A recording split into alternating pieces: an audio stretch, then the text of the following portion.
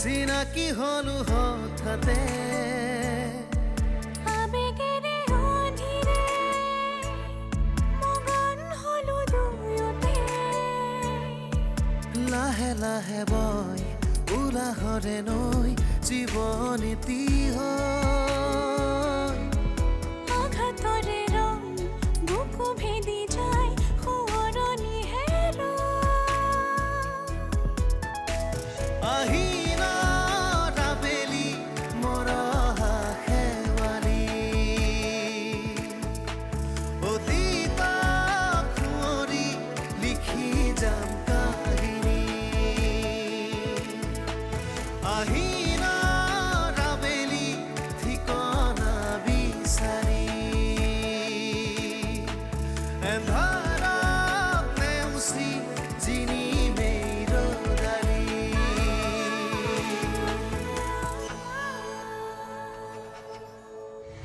পুৰণা ৰেকৰ্ড পাতিবোৰ খুলিলে নিশ্চয় কিবা নহয় কিবা ওলাব। অফিচাৰ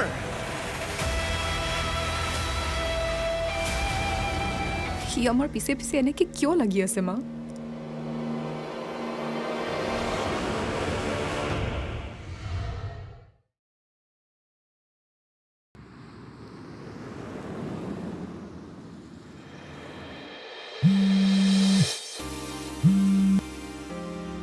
হেল্ল' ময়ূৰী তোমাক ইমেইল কৰি থৈছোঁ এবাৰ চাবা কাইলৈ তুমি অসমলৈ আহিবলৈ মই ফ্লাইটৰ টিকেট কৰি দিছোঁ তুমি জিউক লৈ কালি অসমলৈ গুচি আহা হঠাৎ দেউতাই আমাক একেবাৰে US এৰি অসমত থাকিবলৈ কৈছে কি কৰিব লাগে সেয়া পাছত ডিচিশ্যন ল'ম তুমি মুঠতে ইয়াতে বেছি দিন থাকিম বুলি আহা তুমি হঠাৎ এনেকুৱা সিদ্ধান্ত কিয় লোৱা সেইবোৰ তোমাৰ জনাৰ দৰকাৰ নাই তোমাক আহিবলৈ কৈছোঁ তুমি গুচি আহা এয়াৰপৰ্ট পাই ফোন কৰিবা জিউ ক'ত শুই গ'ল তোমাৰ ফোনলৈ ৱেইট কৰি শুই গ'ল জিউৰ কেয়াৰ ল'বা গুড নাইট শুই থাকা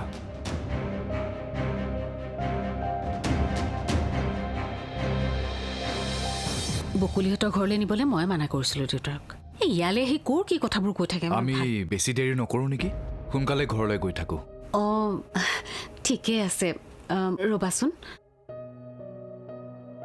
অদিতি ৰ'বাচোন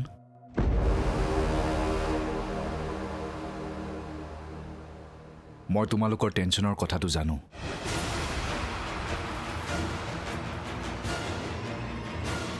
কি কাৰণে তুমি বিয়া হোৱাৰ পাছৰে পৰা অনবৰতে টেনশ্যনত থাকা সেই কথাটোও জানিলোঁ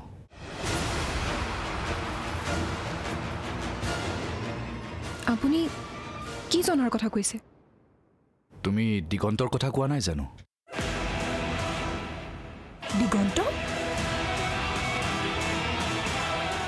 অঁ সেই সাংবাদিকজন আমাৰ ঘৰলৈ যে দেউতাক লগ কৰিবলৈ কৈছিল তেওঁক মই চিনি পাইছোঁ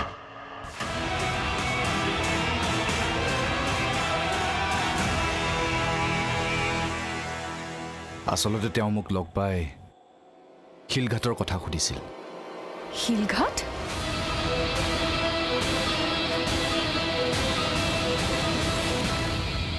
তাৰমানে আপুনি মোৰ সকলো কথা জানে? অঁ জানো কিন্তু সেইবোৰ কথা আমি ইয়াত নাপাতোঁ ঘৰত ভালকৈ পাতিমগৈ এতিয়া আমি যাব পাৰোঁ নেকি যোৱা ৰেডি হৈ লোৱা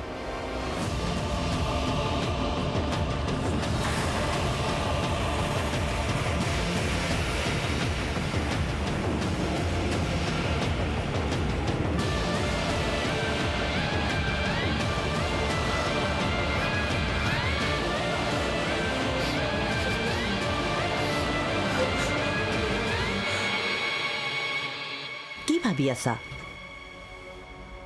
নাই এই ৰাজৰ কথাকে ভাবি আছো মইতো তোমাক আগতেই কৈছিলোঁ সি ৰাজনীতি কৰা মানুহেই নহয় একেবাৰে ধৈৰ্য নাই সকলোবিলাক কাম কিবা নভবাই নিচিন্তাকৈ কৰে মোৰ মতে তুমি তাক বিজনেছকে ভালকৈ কৰিবলৈ কোৱা সিটো অসমত থাকিও বিজনেছ কৰিব পাৰে সেইটো চিন্তা বাৰু মই কৰিম কিন্তু নীৰৱ আৰু অদিতি দেখোন এতিয়াও আহি নাপালেহি বোৱাৰীজনী ঘৰখনত নাথাকিলে ঘৰখন কিবা উদং উদং লাগে তুমি এটা কাম কৰা অদিতিলৈ ফোন এটা কৰাচোন আৰু সোনকালে মাতি পঠিওৱা। ৰাজৰ চিন্তাতে গোটেই দিনটোত তাহাঁত দুটালৈ এটা ফোনো কৰা নহ'ল। ৰ'বা, মই এতিয়া তালৈ ফোন এটা কৰোঁ। কি হৈছে? কান্দিছ কিয়? মইতো তোমাক কৈছিলোৱে সঁচা কথাবোৰ এদিন পোহৰলৈ আহিব বুলি। কি হ'ল? কথাটো বুজাই কচোন ভালকৈ। দিগন্ত দাই এখেতক সকলো কথা কৈ দিলে। কি? মই জানিছিলোঁ আন কোনো নহ'লেও এই কথাবোৰ উলিয়াব। নীৰৱে কথাবোৰ গম পালে? তেখেতে আমি কথা পাতি থকা শুনিলে। ঘৰলৈ গৈ বোলে পাছত কথা পাতিব মোৰ লগত এইবোৰ। মা, মোৰ বৰ ভয় লাগিছে, মই কি কৰোঁ? ৰচোন ৰ, নীৰৱে গম পালে কেতিয়া? ক'ব নোৱাৰোঁ। আৰে, কথাবোৰ গম পায়ো ইমান সহজভাৱে লৈছেনে? হা, আগতে গম পালেতো সিটো কিবা সুধিলেওহেঁতেন আৰু হয়তো আজি ইয়ালৈ নাহিলেওহেঁতেন। সেই ঘাটৰ কথা কৈছে, দিগন্ত দাৰ কথা কৈছে। কথাবোৰ গম নাপালে এইবোৰতো কেনেকৈ গম পাব? তেতিয়াহ'লে সি হয়তো কথাবোৰ সহজভাৱে লৈছে। সহজভাৱে লৈছে? অঁ, মই গম পাইছোঁ। নীৰৱ আন ল'ৰাৰ দৰে নহয়। সকলোবোৰ জানি শুনিও সি যেতিয়া কথাবোৰ সহজভাৱে লৈছে, এতিয়াতো ভয়ৰ আন কোনো কাৰণেই নাই। আন ল'ৰা হ'লে হয়তো ইমান পৰে চিন্তাত থাকিলেহেঁতেন, অশান্তিত থাকিলেহেঁতেন। কিন্তু নীৰৱেতো মাইনীৰ লগতো ধেমালি কৰি আছে। মোৰ মতে নীৰৱে আগতেতো কি কয় তই জানি ল, তাৰ পাছত তই সকলোবোৰ কথা ভালকৈ কবি। কাৰণ নীৰৱে কথাবোৰ গম পাইছে যেতিয়া, তই তাক নিজে নকলেও বেয়া হ'ব নহয় কথাটো। মুঠতে নীৰৱে তোক গ্ৰহণ কৰিছে যেতিয়া, এতিয়া আৰু আন কাৰো কথা ভাবি লাভ নাই। কিন্তু মা, এইবোৰ কথা মই কেনেকৈ ক'ম? মোৰ জানো এইবোৰ কথা ক'বলৈ সাহস হ'ব? তই যদি নোৱাৰ, নীৰৱক মোৰ লগত কথা পাতিবলৈ কবি। মই তাক সকলোবোৰ কথা ভালকৈ বুজাই ক'ম।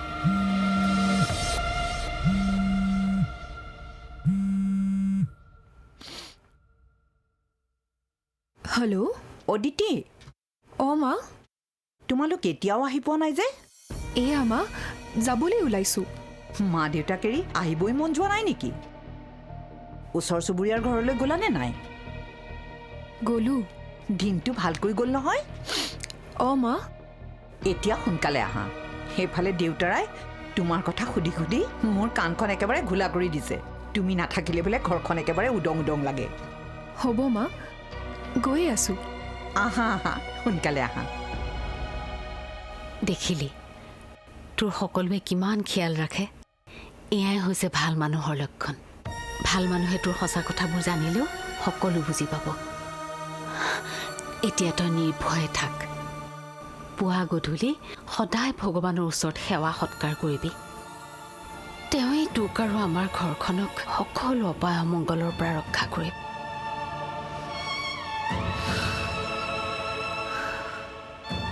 এতিয়া যাওঁ মা। যা।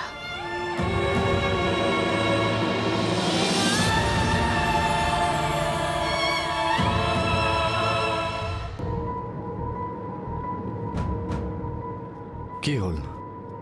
এনেকৈ চাই আহিছে যে? আপুনি যদি সকলো কথা জানেই মোক একো কোৱা নাছিল কিয়? আপুনিতো মোক সুধিব পাৰিলে হয়।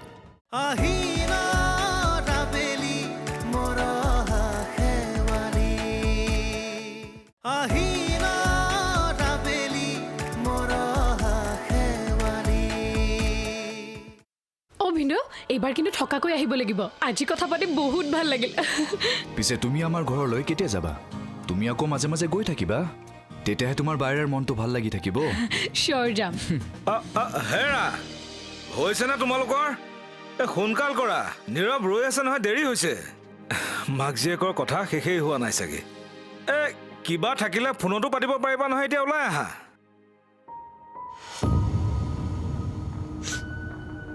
অদিতি, আমি যাব পাৰোঁ? ব'লক। তেতিয়াহ'লে আমি আহিছোঁ।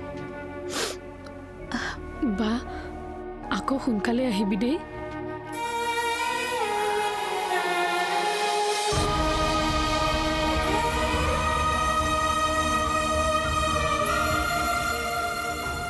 অদিতি হ'ব দিয়া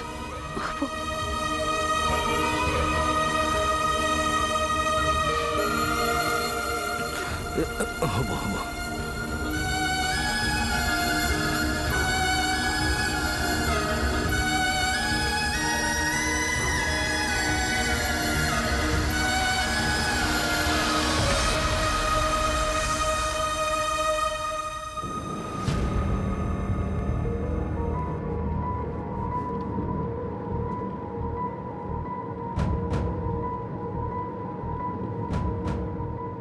কি হ'ল এনেকৈ চাই আহিছা যে আপুনি যদি সকলো কথা জানেই মোক একো কোৱা নাছিল কিয় আপুনিতো মোক সুধিব পাৰিলে হয় কথাবোৰ সুধিবলৈ গোটেই জীৱনটোৱে আছে সুধিম কেতিয়াবা এতিয়াই সকলো সুধিব লাগিব বুলিতো কোনো কথা নাই আপোনাৰ যি সুধিব লগা আছে মোক এতিয়াই সুধি লওক এতিয়াই কিয় আন কাৰোবাৰ পৰা আপুনি কথাবোৰ জনাতকৈ ময়ে কওঁ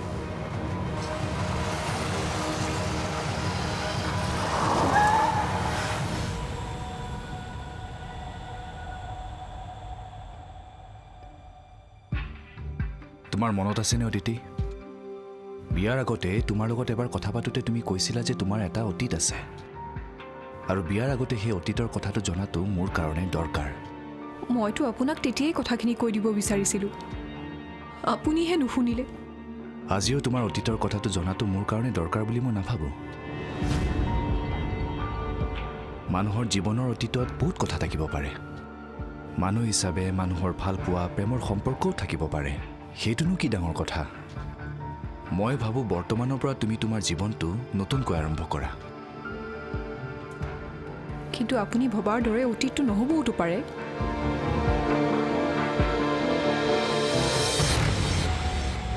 নিজৰ অতীতৰ কথা ভাবি বৰ্তমানটো কিয় নষ্ট কৰিব খুজিছা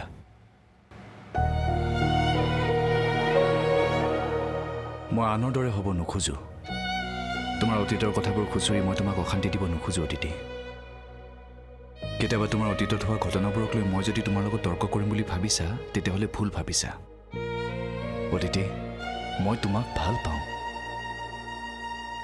তুমি তোমাৰ অতীতৰ কথাক লৈ টেনশ্যনত থাকিলে মোৰ বেয়া লাগে অদিতি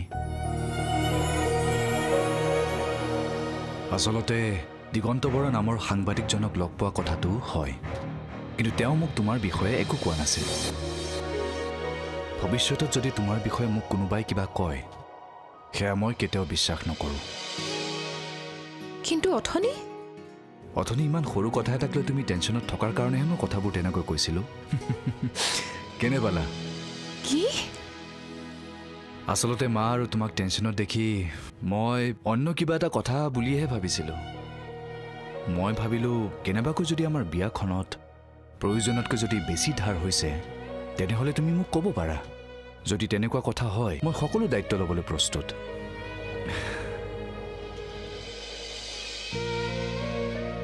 তুমি কেৱল হাঁহি মাতি আনন্দেৰে থাকা মই যাতে তোমাক সকলো সুখ দিব পাৰোঁ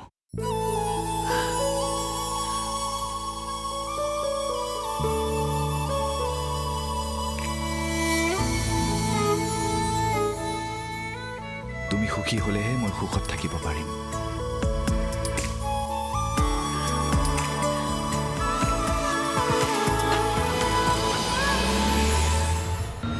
কিন্তু দিগন্তক ক'ত বিচাৰি পাম ক'ত বিচাৰি পাই মই নাজানো মুঠতে তাক বিচাৰি ইয়ালৈ আনি তাক ভালকৈ কথাবোৰ বুজাওক আহিন আবেলি মৰহা শেৱালি আহিন আবেলি মৰহা শেৱালি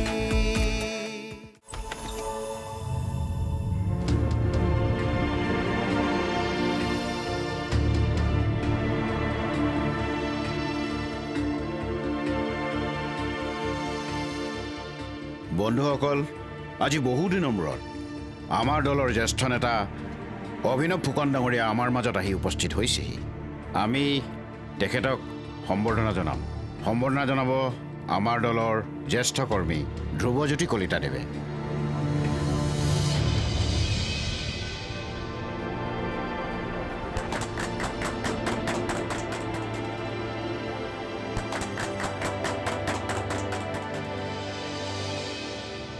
এই বছৰৰ আজি আমাৰ দলৰ এইখন প্ৰথম কাৰ্যবাহী বৈঠক আৰু এই বৈঠকতে আমি অনাগত দিনত আহিবলগীয়া নিৰ্বাচনৰ প্ৰাকখনত কেতবোৰ গুৰুত্বপূৰ্ণ সিদ্ধান্ত ল'ম আৰু সিদ্ধান্ত অনুসৰি আমাৰ দলৰ নেতা কৰ্মীয়ে নিয়াৰিকৈ কামবিলাক কৰি যাব।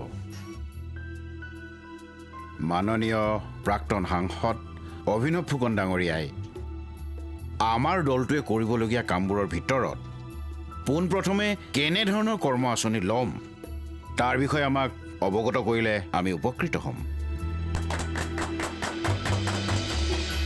যদি কাৰো একো আপত্তি নাই তেনেহ'লে মই বহিয়ে কওঁ। হয় কওক। আজি ইয়াত উপস্থিত দলৰ সভাপতি প্ৰমুখ্যে জ্যেষ্ঠ নেতৃবৰ্গ, নিৰ্বাচনৰ প্ৰাক মুহূৰ্তত আমাৰ দলে কৰিবলগীয়া কামসমূহৰ ভিতৰত প্ৰথম কাম হ'ল যে আমি যিকোনো প্ৰকাৰে এটা নিউজ চেনেলক আমাৰ পক্ষত ৰাখিব লাগিব। টেলিভিছন হ'ল গণমাধ্যমৰ ভিতৰত আটাইতকৈ শ্ৰেষ্ঠ মাধ্যম। যদি এজন সাংবাদিকে আমাক অলপ প্ৰতিনিধিত্ব কৰি সমষ্টিয়ে গৈ শাসকীয় দলে যোৱা ৫টা বছৰত কি ডেভেলপমেণ্টৰ কাম কৰিলে তাৰ কিছু সুৰুঙা উলিয়াই নিউজ কৰে, তেনেহ'লে আমি ৰাইজৰ কাষ চাপি যোৱাত সহায় হ'ব। ৰাইজে পুনৰবাৰ আমাক বিশ্বাস কৰিব। হেৰি, আপুনি এতিয়া অতি সোনকালে দিগন্তক এবাৰ লগ কৰক। দিগন্তক? অঁ, সিয়ে সকলোবোৰ গণ্ডগোল কৰিছে। সিয়েইতো নীৰৱক সকলোবোৰ কথা কৈছেগৈ। নীৰৱক? তাৰমানে নীৰৱে সকলো গম পালে? অঁ, পাইছে। কিন্তু মোৰ মতে নীৰৱে গম পালেও একো নহয়, কাৰণ সি খুব ভাল আৰু সহজ সৰল ল'ৰা। আৰু আমিতো জোৰকৈ তাক ছোৱালী গটোৱা নাই, সি নিজে পচন্দ কৰি তাক বিয়া কৰাইছে। কিন্তু কথাবোৰ যাতে ইয়াতেই শেষ হৈ যায়। কাইলৈ পৰহিলৈ দিগন্তৰ পৰা কথাবোৰ বনজুইৰ দৰে বিয়পি গ'লে সমস্যা বাঢ়িব। কিন্তু দিগন্তক ক'ত বিচাৰি পাম? ক'ত বিচাৰি পাই মই নাজানো। মুঠতে তাক বিচাৰি ইয়ালৈ আনি তাক ভালকৈ কথাবোৰ বুজাওক। এতিয়া সিহে আমাক বচাব পাৰিব। সি চাৰিওফালে কথাবোৰ কৈ ফুৰিলে এইবাৰ এইখন ঠাইও এৰি আমি আকৌ আন ঠাইলৈ যাবগৈ লাগিব। কিন্তু সিদিনাখন আমাৰ ঘৰলৈ আহোঁতে যে আমি অচিনাকি ভাও ধৰিলোঁ, এতিয়া কোনটো সতেৰে তাৰ আগত নিজৰ পৰিচয়টো দিওঁগৈ? উহ ৰাম, নুবুজে কিয়? ইয়াত আমাৰ স্বাৰ্থ আছে, আমিতো সৰু হ'বই লাগিব। প্ৰয়োজন হ'লে টকা পইচা কেইটামান দি হ'লেও তাৰ মুখখন বন্ধ কৰিব লাগিব। মই তাক আমাৰ সকলোবোৰ কথা ক'ম, ভালকৈ বুজাম। আপুনি কেৱল এবাৰ মাত্ৰ তাক ইয়ালৈ লৈ আহক।